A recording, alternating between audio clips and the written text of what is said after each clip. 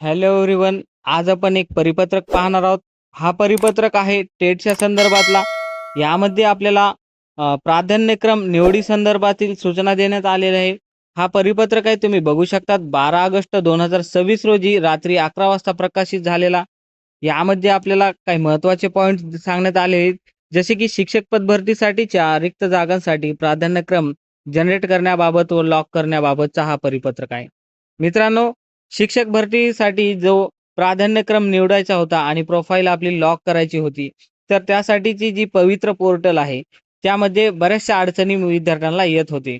तर हे अडचणी अशा होत्या की बऱ्याच जणांची प्रोफाईल ओपन होत नव्हती. ओपन झाली तर लॉक होत नव्हती. प्राधान्यक्रम निवडीसाठीची ही प्रोफाईल या ठिकाणी साइड्स अप म्हणजे सांगण्याचा अर्थ प्रॉब्लेम सुरू होता.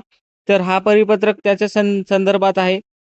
या उमेदवारांनी या ठिकाणी बघू शकतात, बऱ्याचशा उमेदवारांनी त्यांचे जे हे तर पसंतीक्रम निवडून त्यानंतर प्रोफाईल लॉक केलेली आहे.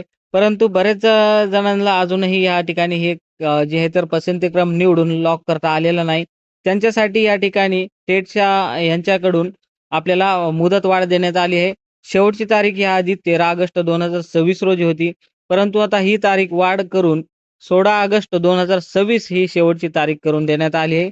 ज्या उमेदवारांचा अजूनही हे जे तर प्रोफाईल लॉक झालेलं नाही किंवा प्राधान्यक्रम निवडून प्रोफाईल लॉक करण्यात आलेलं नाहीये, त्यांच्यासाठी आता हे मुदतवाढ करून देण्यात आली आहे.